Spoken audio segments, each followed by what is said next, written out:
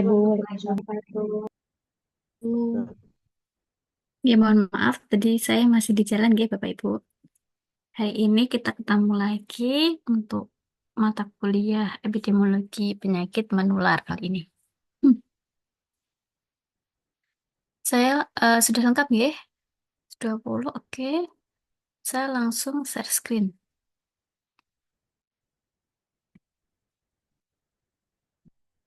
Jadi yang akan kita bahas hari ini atau sore ini adalah terkait dengan penyakit menular yang penularannya dengan melalui udara atau airborne disease.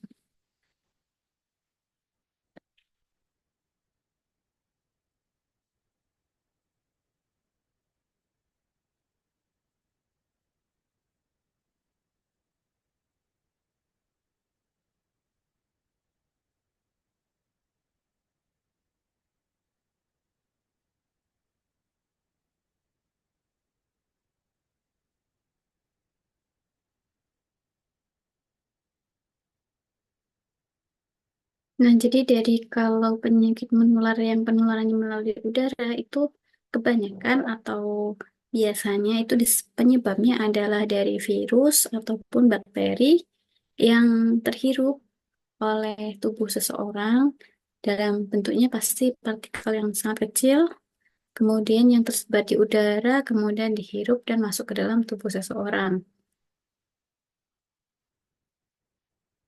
Nah, kalau menurut CDC, airborne disease itu merupakan suatu penyakit penularannya melalui partikel partikel droplet ataupun aerosol kecil yang mengandung mikroorganisme infeksius seperti virus ataupun bakteri.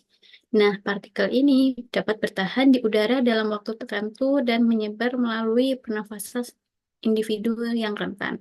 Jadi itu menurut CDC, jadi dari adanya droplet ataupun aerosol yang mengandung mikroorganisme infeksius, bisa virus atau bakteri, dan kemudian bertahan di udara dan menyebar melalui pernafasan individu yang rentan.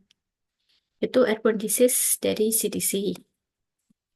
Kemudian kalau dari WHO sendiri, ini mendefinisikan airborne disease ini adalah suatu penyakit yang bisa ditularkan melalui aerosol kecil yang dapat melayang di udara dalam waktu lama. Jadi, ketika seseorang contohnya bersin, kemudian partikelnya ini masih di udara dan itu bisa memungkinkan penularannya itu bisa dari jarak jauh melalui pernafasan.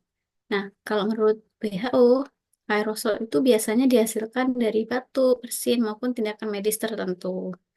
Jadi, kemudian aerosol itu dihirup oleh seseorang yang rentan.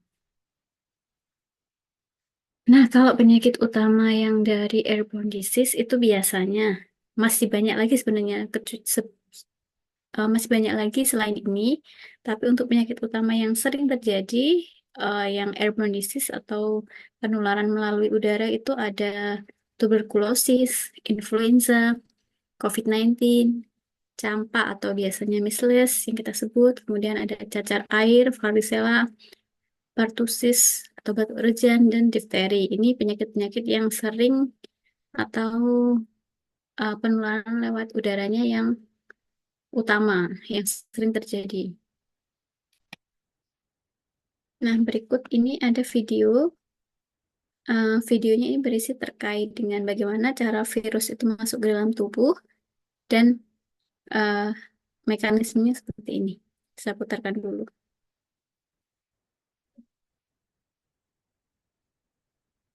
Bagaimana virus corona menyerang tubuh kita? Mungkin itu jadi pertanyaan kita semua. Contohnya, Kita udah ini tahu adalah virus corona, corona tapi untuk berinfeksi secara 1 juta keseluruhan, orang di seluruh dunia sampai penyakit menular itu, penyakit menular melalui udara itu hampir sama bagaimana untuk cara virus penularannya. corona menyerang. Jadi ini salah satu contohnya yaitu COVID-19.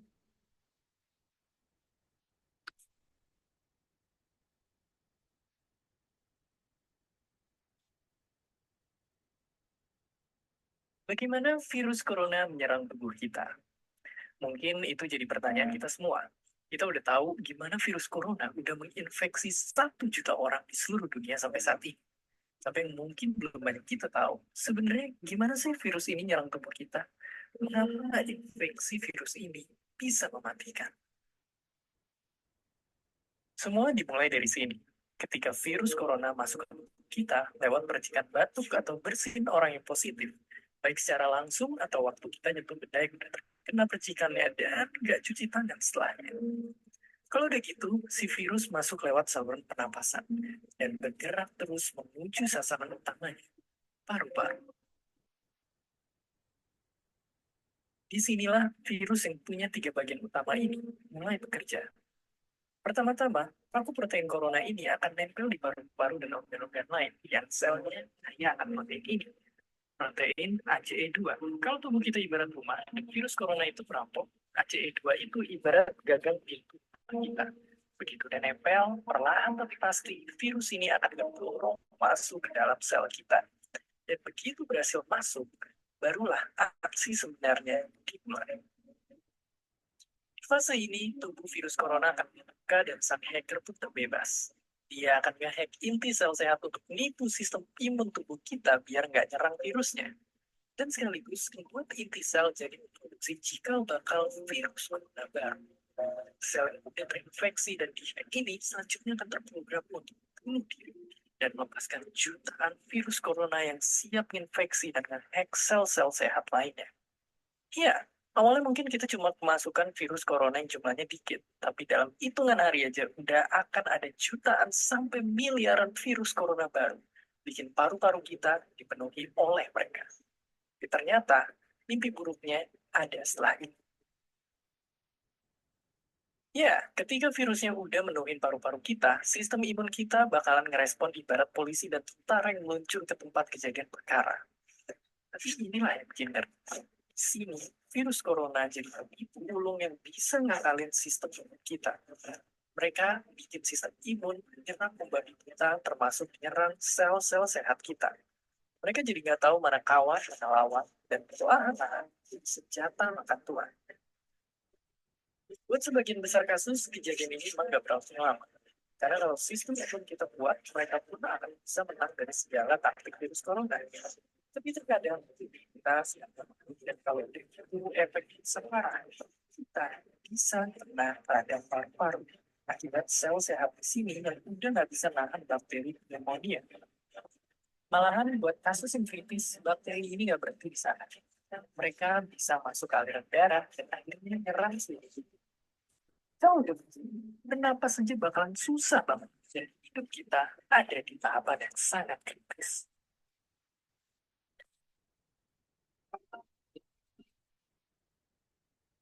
Ya, mungkin dengan fakta-fakta barusan bikin kita takut dan khawatir. Tapi ingat, kita pun punya cara buat memperkuat daya tahan tubuh kita. Makan makanan bergizi. Ya, bukan lagi sekedar 4 sehat 5 sempurna, tapi ikutilah pedoman gizi seimbang yang bisa ningkatin imun tubuh kita. Virus corona bisa parah kalau kita emang sakit.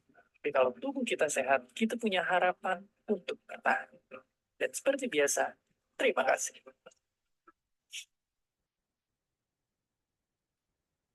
Nah, itu tadi merupakan suatu cara atau bagaimana suatu virus itu masuk ke dalam tubuh, kemudian menyerang sistem imun dan membuat tubuh kita itu ketika keadaannya sakit, sistem imunnya kalah. Tapi eh, suatu saat atau beberapa hari ketika kita memiliki asupan gizi yang baik, kemudian melakukan aktivitas yang baik, maka sistem imunnya ini bisa eh, memperbaiki diri dan bisa melawan virus yang masuk ke dalam tubuh.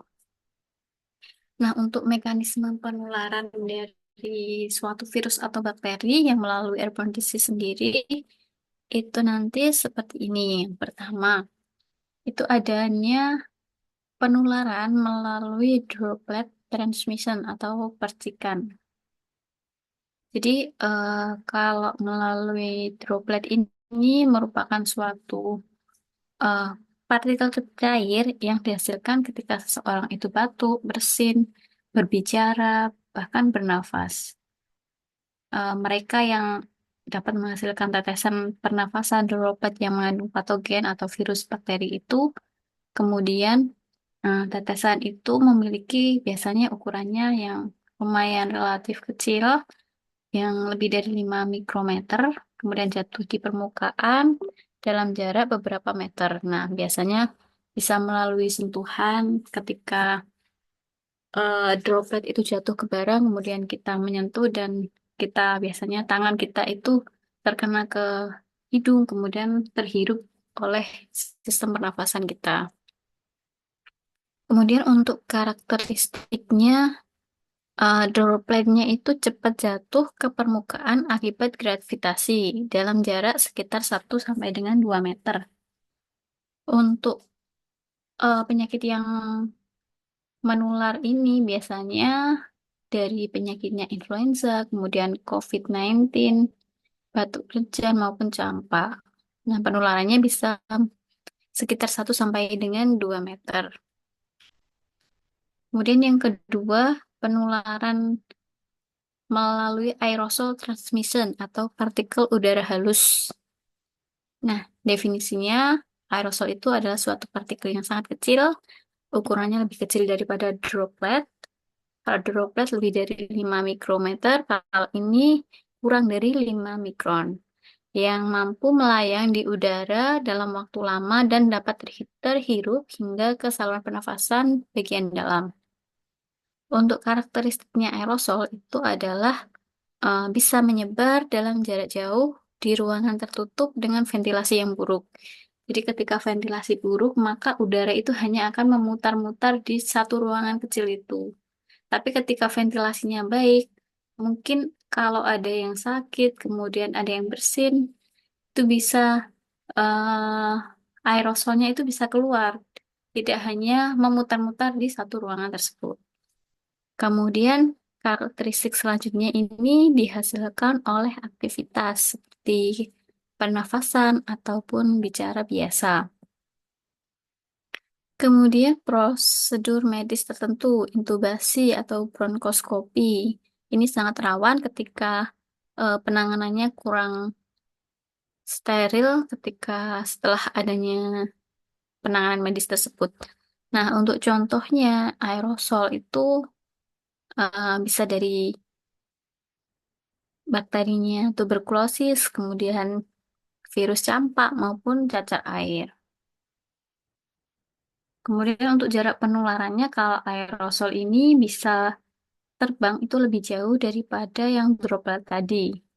Bahkan penyebarannya itu bisa dari ruangan yang tertutup yang tidak ada ventilasi dengan baik, kemudian menular ke individu yang berada di dalam ruangan tersebut, padahal tanpa kontak langsung dengan si penderita. Tapi eh, kontaknya, penularannya melalui aerosol yang tadi.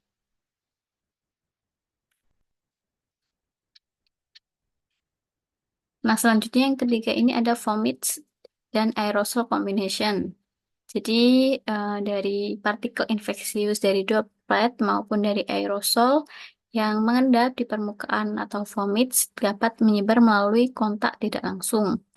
Nah, prosesnya ini dari droplet atau aerosol itu mengendap di suatu benda karena tadi hasil dari batuk maupun bicara, kemudian individu yang menyentuh benda tersebut itu lalu menyentuh bagian hidung, bagian mulut, ataupun mata yang menjadi pintu masuk dari suatu patogen ke dalam tubuh. Kemudian dapat terjadi bersamaan dengan inhalasi aerosol. Jadi terhirup aerosolnya ke dalam tubuh.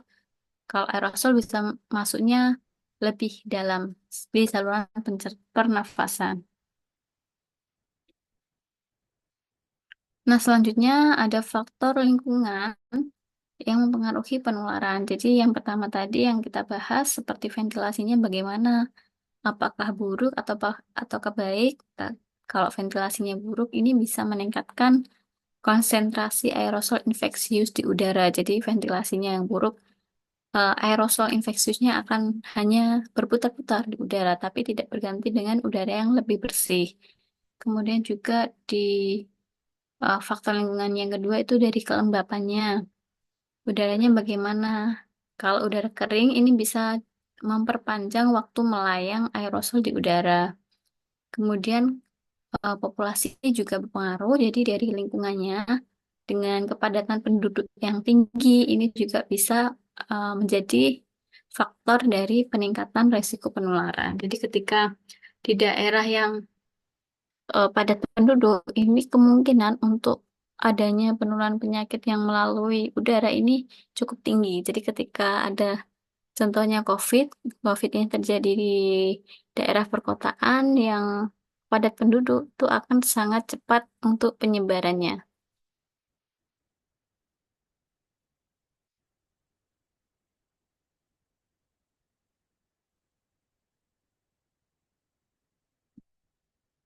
Nah, kemudian selanjutnya ini ada dari faktor resiko airborne disease-nya.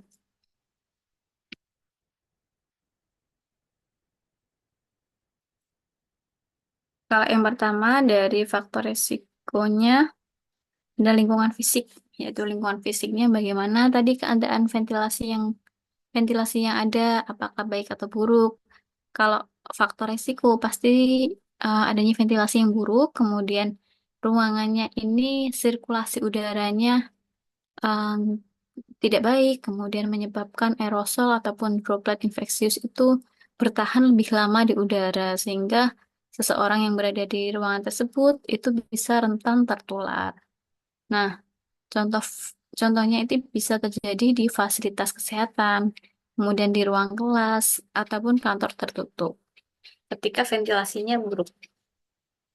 Kemudian kepadatan penduduk tinggi. Nah, ini merupakan suatu faktor risiko juga karena lingkungan yang dihuni oleh banyak orang atau ditinggali oleh banyak orang di dalam suatu ruangan yang sempit ini maka akan memperbesar kemungkinan seseorang itu melakukan kontak dengan aerosol infeksiusnya. Jadi ketika satu ruangan isinya ruangan kelas isinya 30 murid, kemudian satu atau dua orang terkena penyakit, kemudian terkena COVID ataupun TB itu akan sangat cepat menyebar atau menularkan ke seseorang yang lain karena biasanya ruangannya yang ventilasinya buruk, kemudian isi di ruangan itu terlalu banyak orang itu bisa memicu. Kemudian contohnya eh, bisa di transportasi umum, tempat tinggal asrama, acara massal maupun ruang kelas yang ventilasinya tadi yang kurang baik itu bisa. Yang selanjutnya dari kelembapan yang rendah, jadi dari udara kering ini bisa meningkatkan waktu melayang aerosol di udara ini lebih lama, maka bisa memperbesar resiko infeksi terjadi.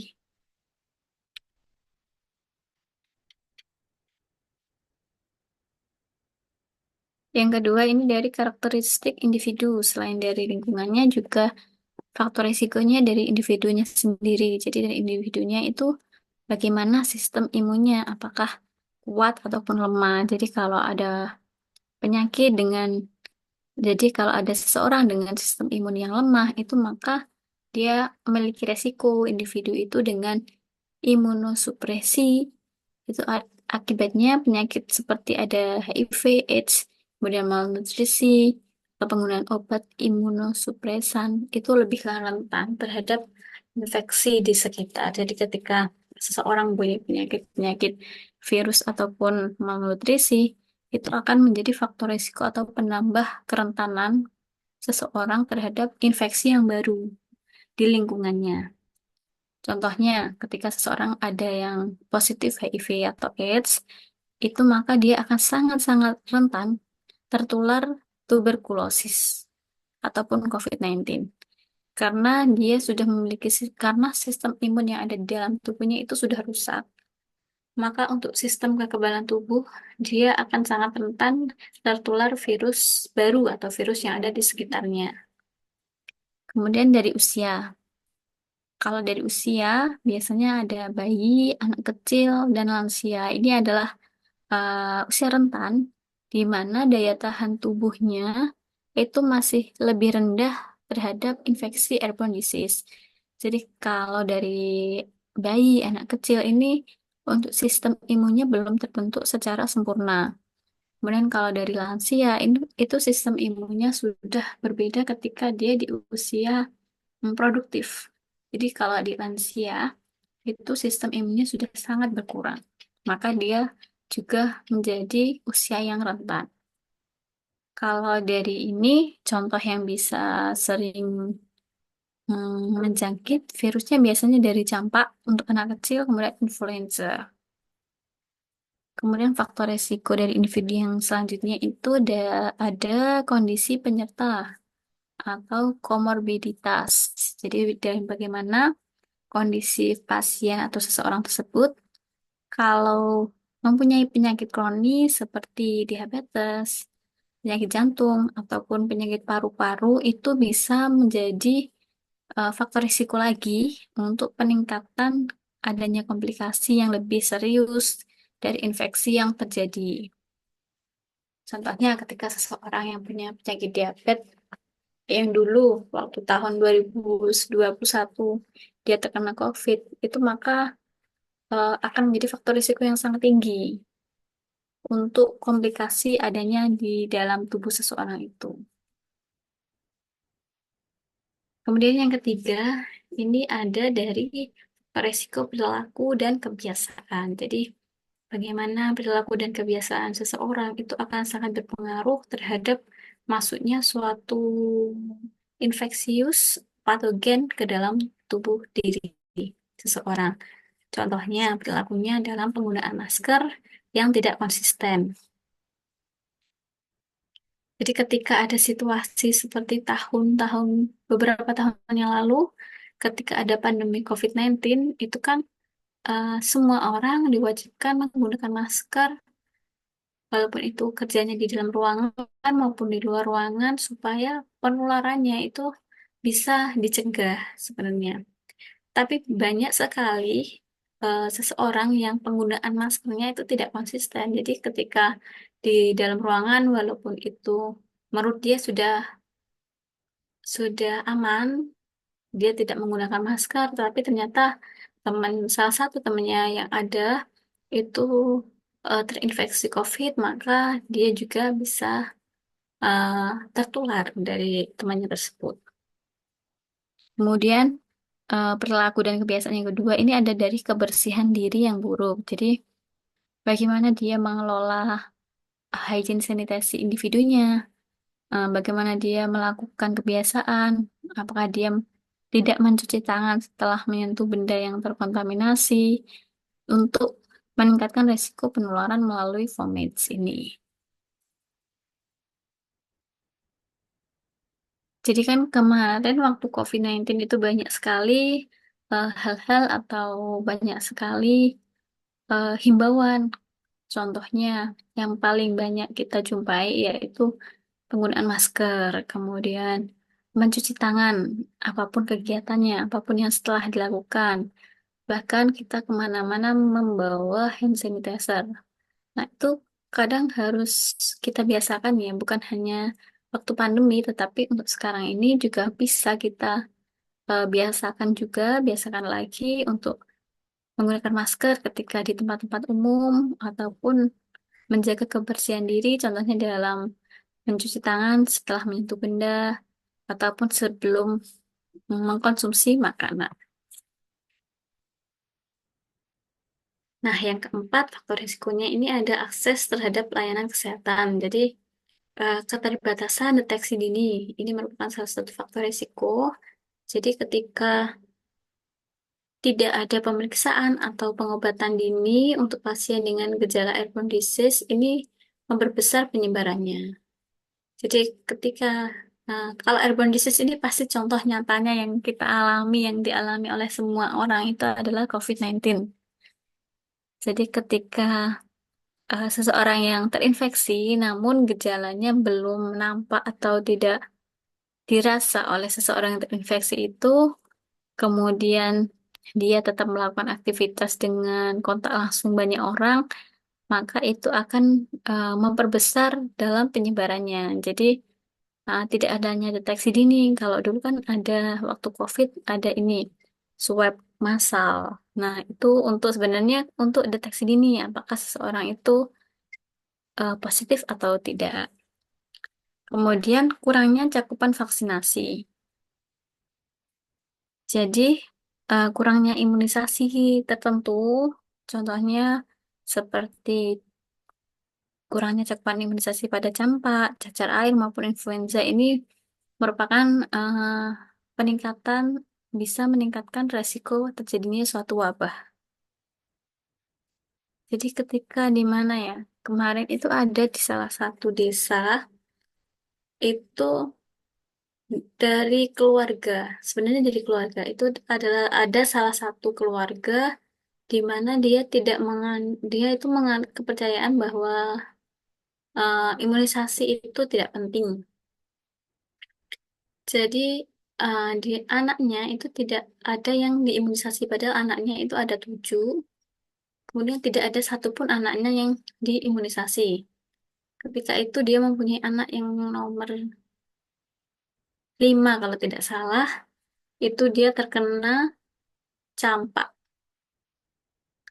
Dan ternyata dari karena jarak umur anak ketujuh anaknya ini berdekatan, maka ternyata dari ketujuh anak tersebut setelah dilakukan tes, mereka tertular campak tersebut. Jadi setelah ada satu orang yang terkena campak, akhirnya eh, kontak langsung dari anak tersebut pasti akan dites.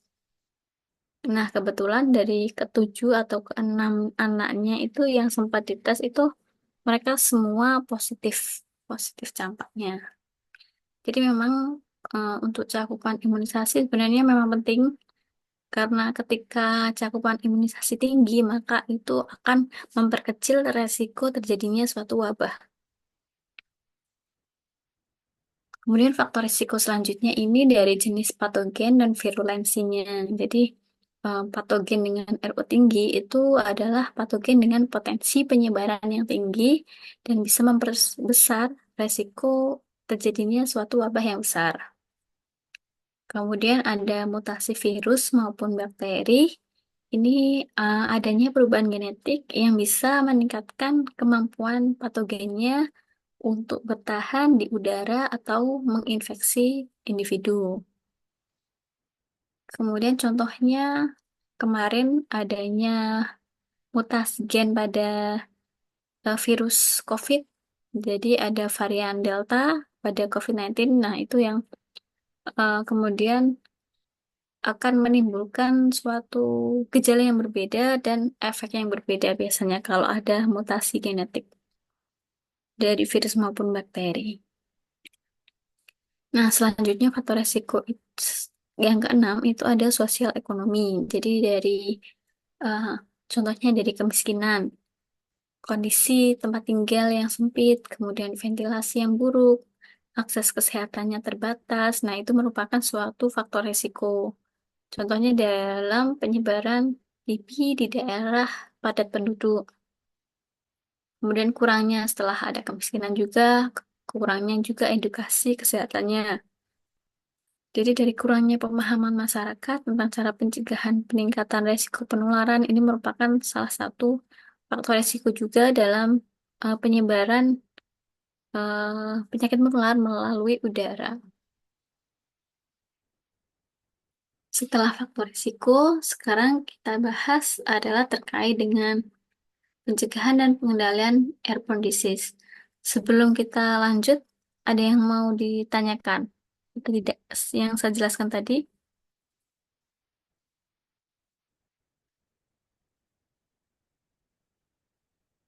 Kalau belum, Hmm, oke, kalau belum saya lanjutkan, untuk pencegahan dan pengendalian airborne disease. Nah, jadi untuk pencegahannya, pencegahan primer, yang pertama itu yang bisa dilaksanakan kebanyakan karena airborne disease itu dari virus maupun bakteri, itu banyak yang sudah ditemukan vaksinasinya, pasti dengan vaksinasi. Contohnya vaksinasi MMR untuk campak. Jadi ketika angka cakupan vaksinasinya tinggi untuk campak di suatu daerah tertentu, maka untuk faktor resikonya itu sangat kecil, itu menurun. Kemudian penggunaan masker. bagi individu. Ketika setiap individu menggunakan masker, maka itu merupakan suatu pencegahan primer untuk mencegah individu tersebut dalam menularkan penyakit. Kemudian yang ketiga, ventilasi ruangan yang baik. Jadi karena penyakitnya melalui udara, ventilasi yang baik itu merupakan salah satu pencegahan primer, pencegahan utamanya. Kemudian pencegahan sekunder, melakukan screening awal. Jadi seperti ketika pandemi COVID yang terjadi beberapa tahun yang lalu, pasti banyak sekali tes-tes swab atau tes eh, dalam deteksi dini atau screening awal COVID. Ini biasanya di tempat kerja ataupun di suatu desa. Kadang screeningnya ini dilakukan secara rutin. Kadang juga dilaksanakan ketika ada salah satu anggota di tempat tersebut yang sudah positif, maka dilakukan screening. Kemudian isolasi. Nah, isolasi ini ditujukan untuk seseorang yang benar-benar sudah positif penyakit tersebut, penyakit menular tersebut. Kemudian karantina. Nah, karantina ini dimaksudkan untuk seseorang yang mempunyai kontak langsung atau mempunyai resiko tertular virus tersebut, tetapi belum ada gejala, maka dia dilakukan eh, cek lab, kemudian dikarantina dulu supaya ketika dia memang positif, dia tidak akan menularkan ke yang lain. Tapi ketika hasilnya negatif, dia akan dibebaskan lagi.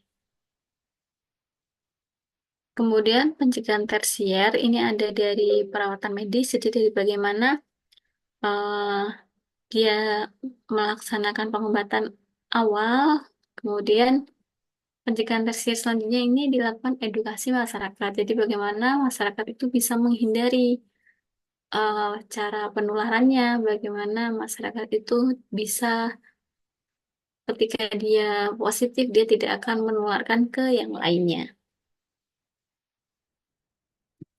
Materi saya sudah cukup sepertinya ini untuk airborne disease.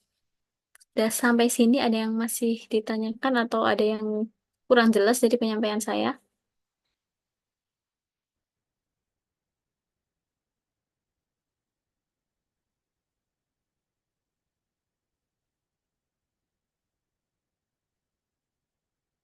Terus itu izin bertanya. Oke, Pak, silahkan. Tadi kan sudah kita menyampaikan kalau virus dan bakteri itu em, kayak COVID-19 itu kan mengalami mutasi genetika gitu. Itu Oke, mengapa gitu? Apakah ada pengaruhnya virus dan bakteri itu bisa terjadi mutasi genetik? mutasi. Nggih. Dan eh, kenapa bisa kayak apa ya? Efek sampingnya itu beda dari yang sebelumnya. Ya, jadi ini tadi dari Bapak siapa? Nanda. Bapak Nanda. Jadi virus dan bakteri itu bisa mengalami mutasi genetik itu karena biasanya dari proses dia melakukan pembelahan. Jadi eh, dari memang virusnya sendiri itu yang melakukan ataupun gimana ya caranya? Pokoknya dari virusnya ini yang mengadaptasi lingkungannya. Jadi lingkungannya seperti apa? Jadi ketika dulu yang awalnya COVID itu nggak ada apanya ya mutasinya, awalnya hanya disebut COVID biasa. Kemudian dari kita yang mungkin dalam penggunaan hand sanitizer, penggunaan alat kebersihan, kemudian penggunaan vaksinasi. Nah, maka virusnya ini bisa melakukan replikasi ataupun pembelahan supaya mereka itu bisa lebih kuat dari sebelumnya. Jadi mereka juga melakukan adaptasi sebenarnya. Kemudian eh, kalau dari virus ini untuk replikasi genetik bisa virus maupun bakteri itu bisa, Pak. Kemudian mereka itu juga memperbaiki diri. Jadi ketika awalnya dari si manusia itu tidak melaksanakan atau kebersihan diri tidak terjaga, contohnya tidak melaksanakan cuci tangan maupun hand sanitizer, maka virus-virusnya yang biasa. Kemudian ketika kita sudah meningkatkan pola kebersihan diri, maka virusnya juga akan meningkatkan bagaimana caranya dia bisa bertahan dan caranya dia bisa menginfeksi. Seperti itu biasanya, Pak. Yes, ya, Bu. Berarti cara pengaruh itu secara spesifik bisa bermacam-macam gitu pengaruhnya itu. Oke, untuk faktornya bisa bermacam-macam. Tapi salah satu yang paling penting, si virus itu biasanya bisa melaksanakan atau bisa adaptasi dari lingkungan yang ada. Jadi dia juga melakukan perubahan untuk dirinya sendiri supaya dia bisa bertahan hidup. Nah, Iya, kalaupun terjadinya adanya perubahan untuk dia bertahan hidup, pasti untuk eh, dampak yang ditimbulkan ini pasti juga lebih meningkat. Jadi dulu ketika yang awal-awalnya terkena COVID mungkin bisa sembuh sendiri atau bisa gejalanya ringan. Tapi setelah yang tahun 2021 akhir itu ternyata ada mutasi. Nah itu kemudian ada mutasi Delta tuh ya Pak ya, namanya sepertinya. Saya lupa. iya, Itu yang menyebabkan banyak sekali meningkatnya angka kematian waktu itu. Saya ingat karena adanya virus corona Delta itu. Gimana Pak Nanda? Sudah terjawab atau masih ada yang kurang? iya, sudah, Bu. Dari saya. Makasih, Bu. Oke, baik, sami-sami. Untuk Bapak Ibu yang lain, monggo kalau ada yang mau didiskusikan. Untuk Bapak Ibu kan ada yang ini ya, mungkin ada yang di medis malahan, ada yang lulusan perawatan, kebidanan maupun yang lainnya yang bekerja di instansi puskesmas maupun dinas kesehatan, mungkin bisa sharing-sharing bagaimana dulu waktu pandemi, seperti apa. Kena juga, Bu. Kena juga ya, Bu. Iya, rasain COVID juga. Iya, jadi gimana Bu? Ada cerita yang mau disampaikan? Monggo silakan, Bu Clara. Gimana ya? Beda aja sih, Bu, dari pilek biasanya. Jadi, awalnya nggak percaya COVID. Setelah kena COVID, lah udah percaya deh. Soalnya biar sampai ini loh, Bu, rasanya tulang-tulang tuh nggak ada loh. Kayak nggak ada gitu. Jalan aja Gimana Bu? rasanya gampang. Gimana Bu Clara bisa diulangi? Waktu saya kena COVID itu, Bu, awalnya kan saya nggak percaya tuh ya. Ya, Nah, saya setelah juga dulu. Bu. setelah saya rasakan sendiri, ternyata pilek yang biasa seperti biasa sama COVID ini, wah jauh banget Bu bedanya. Jauh banget. Ya, Mm-mm. yang aku rasain itu eh, indera penciuman sama perasa nggak ada. Terus kalau jalan tuh rasanya tuh ngambang gitu loh Bu, kayak nggak ada tulang-tulang. Gilingan ya Bu ya. Iya, rasanya nggak punya tulang-tulang gitu loh Bu. Merasakan ini nggak Bu? Linu-linu di tulang nggak? Sampai. Iya, ngerasa banget Bu itu. Iya, jadi berarti itu Bu Clara kenanya waktu ini, waktu Delta itu. Nggak tahu ya, pokoknya COVID yang kedua deh. Heeh. Lupa itu Yang Bu. kedua yang eh, banyak Varian terjadi, kedua. iya varian kedua yang banyak terjadi ini ya, peningkatan kematian dulu ya. Iya kali Bu ya. Ya saya juga kena waktu itu Bu sebenarnya. Sampai ini loh Bu, saya itu udah waktu itu kan berat badan saya tuh 80 ya. Ya, Nah, saya kan dikasih sampai dikasih paracetamol sama dokternya lah nggak mempan Bu, malah aku makin tinggi demamnya. Pas pakai Sunmol yang 650 itu baru deh demamnya turun. iya jadi obatnya juga berbeda ya Bu ya. Kalau biasanya Iya Bu. demam biasa paracetamol 500 ml itu bisa mengatasi, waktu COVID itu nggak bisa. Nggak bisa, Bu. Soalnya mungkin karena berat badan, Bu ya. Bisa bisa jadi, Bu. Jadi waktu itu saya juga kena, itu saya pikir eh, saya sudah vaksin 2 kali, mungkin efeknya biasa aja, nggak akan apa-apa. Tapi ternyata saya juga nggak sekuat itu. Saya juga waktu itu sampai sakit, kemudian sama, nggak bisa mencium, nggak bisa merasa, terus sampai ini tulang-tulang itu rasanya nyeri, waktu digerakkan juga nyeri, seperti itu.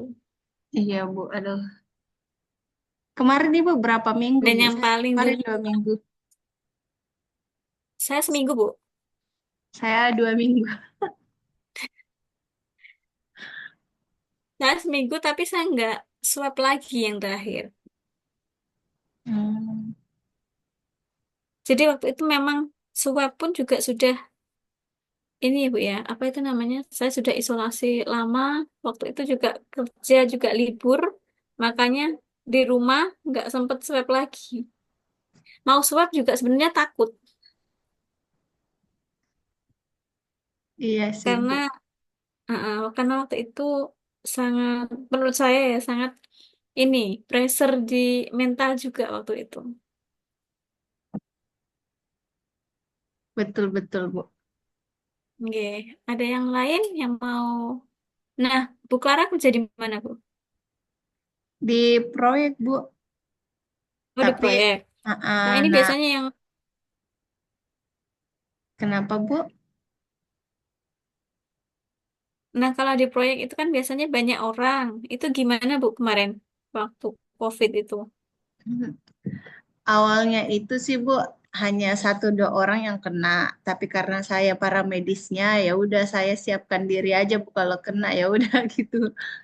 Nah, akhirnya ternyata teman-teman udah ada yang kena, tapi kan takut ngomong gitu, Bu ya. Iya, biasanya gitu, Bu, memang. Iya, takut Jangankan ngomong. orang awam, kita aja yang medis biasanya juga takut kalau untuk ngomong. Iya, tapi kalau aku, Bu, udah ngerasain udah nggak enak kan badannya, Bu, langsung swab. Itu waktu itu saya mau swab pekerja 40 orang, tapi karena badan saya udah nggak enak, saya swab sendiri, akhirnya positif. Swab sendiri ya, Bu ya, malahan. Gitu, gitu bertahap, Bu.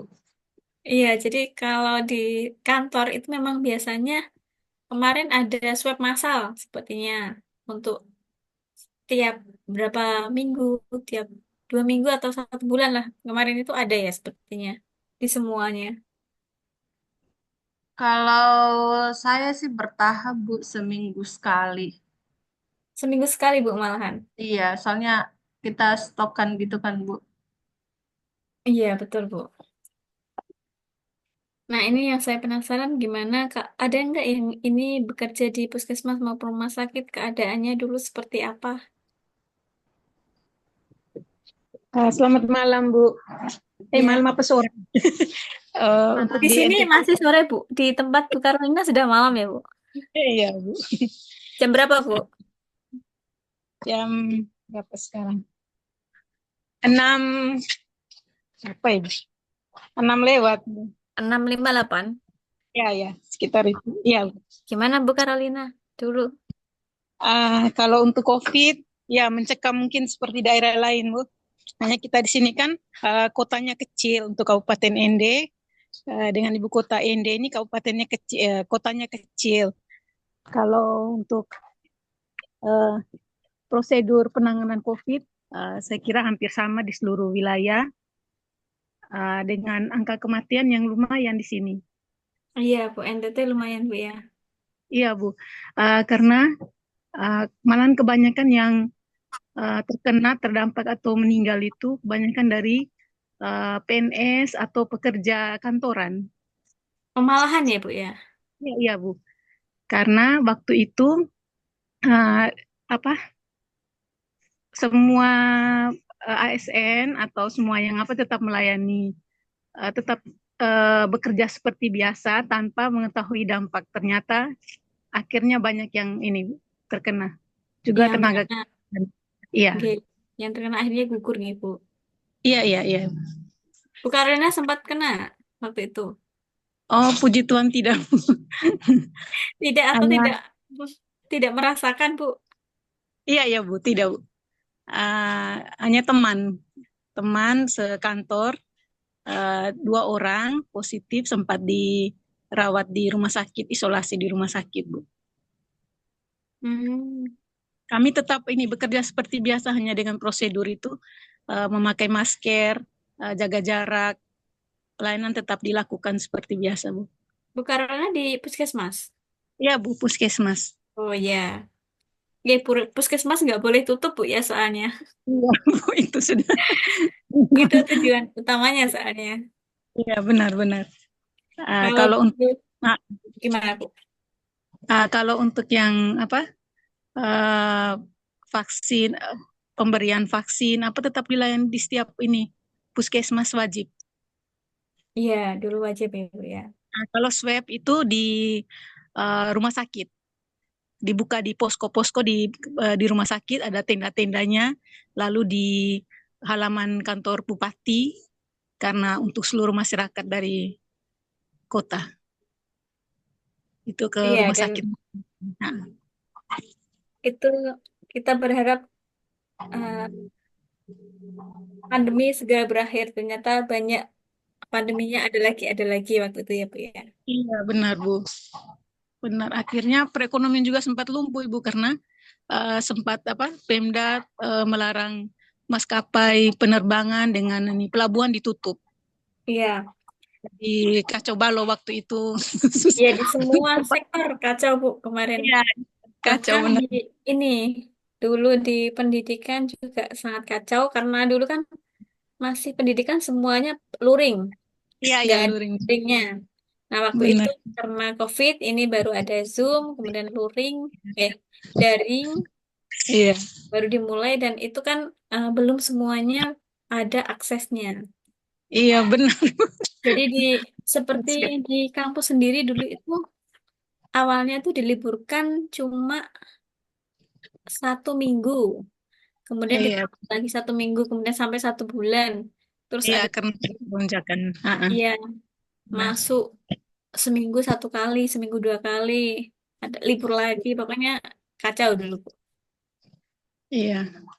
Kalau Oke. sektor lain ya libur ini, Bu, hanya yang pelayanan langsung terhadap masyarakat seperti kami ya, dengan kantor daerah yang waktu itu menjadi Pasekda yang menjadi kepala sudah nama itu, dia mewajibkan, makanya banyak yang terkena di kantor daerah tuh, ASN yang ada di kantor daerah. Seperti itu ya, Bu, ya, dulu ya. Ya. Yang menjadi masalah sekarang, Ibu, selain COVID, untuk wilayah kami di Puskesmas Kota Ratu itu masalah vaksinasi MR, Bu. MR-nya gimana, Bu?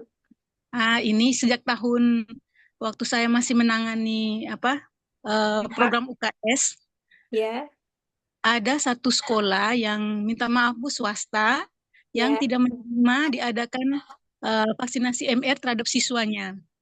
Oh 2 tahun ya. berturut-turut, 2019 dan 2020. Nah, setelah itu karena ada penolakan ini, maka sempat dari tim dari provinsi, Bu, yang bagian P2P turun untuk Turun. turun langsung untuk sosialisasi terhadap orang tua. Sekalian dengan orang tua, di situ kami berkumpul dengan camat, dari Dinkes bagian P2P, dan orang tua murid, serta utusan dari Kepala Desa Lurah untuk mendengarkan langsung, karena ternyata, Ibu, di vaksinnya itu mungkin karena mengandung enzim B2 itu, Ibu, Iya. makanya ada kan. Itu yang Oh, menjadi polemik sampai sekarang. Meskipun iya. 2023, benar, Bu. Meskipun 2023 dilayani, tapi banyak siswa yang tidak sekolah ketika kegiatan. Sudah menerima sekolahnya, hanya mungkin orang tua masih melarang. Iya. Itu jadi masalah kami sekarang. Iya dulu sampai sekarang, Bu, itu. 2023 kemarin sudah, 2023-2024 sudah menerima sekolahnya, hanya saat kegiatan anak-anak banyak yang Tidak paling yang masuk. datang tidak mencapai 100%. Iya. Iya. Ya, itu masih bisa terjadi, Bu. Di sekolah. Jawa juga ada seperti itu. Tapi nggak Ah, banyak sekarang kalau di Jawa. Hanya iya, satu dua keluarga yang tidak menerima. Itu oh kan iya, sempat ini ya, dari iya, Bu. apa itu namanya, dari Kementerian sama sama Kemenak itu kan sudah ada kayak fatwa Iya, iya bahwa benar. vaksinasi dengan kandungan B2 itu memang kalau memang lagi urgent itu dibolehkan. Karena bukan untuk dikonsumsi tapi untuk dibuat sebagai pengobatan alternatif. Bukan pengobatan alternatif, pengobatan untuk vaksinasi Iya, pencegahan. pencegahan iya. Tapi ternyata sampai saat ini belum mencapai 100%. Berapa persen, Bu? Ada 90 Oh, nggak? iya ya 90 adanya belum sampai 100, Bu. Ya, untuk 2 tahun terakhir. vaksin campak biasanya eh, apa itu namanya? Cakupan standarnya atau yang batasnya itu 95 biasanya, Bu. Kalau Ah, karena 95 itu iya. sudah Oh, dinyatakan berhasil lah ya. programnya. Oh iya. Kalau kurang dari Kemarin ini 95 itu iya, rencana sweeping tapi memang ini orang tua belum bersedia juga ternyata. iya. Memang biasanya dari orang tuanya, Bu. Iya, itulah Ibu. Untuk sementara itu, Bu, yang masih bergejolak di lokasi saya, di tempat saya. Demikian, Bu. Kalau saya pernah di PKL di Dinas Kesehatan Kabupaten Kediri tahun 2022 itu untuk cakupan imunisasi MR untuk di Kediri itu sudah tinggi, Bu, waktu itu. Iya, iya. Mm, di hampir semua puskesmas itu mungkin yang kurang dari cakupan standar itu hanya satu dua. Tapi ternyata ini tahun 2022 eh, penyakit campak di Kota Kediri itu masih ada juga, masih lumayan juga dibandingkan tahun sebelumnya. Tapi kalau Iya, iya. bandingnya tahun 2020 sama 2021 itu karena kurangnya deteksi karena memang pada tahun 2020, 2021 itu fokusnya memang ke COVID ya. Jadi mungkin tahun itu tidak bisa dibandingkan dengan tahun 2022. Oh, iya, iya. Iya, benar. Bisa seperti itu. Situasi berarti. Iya. Oke, terima kasih Bu Carolina dan Bu Clara atas sharingnya. Mungkin ada lagi dari Bapak Ibu yang lain?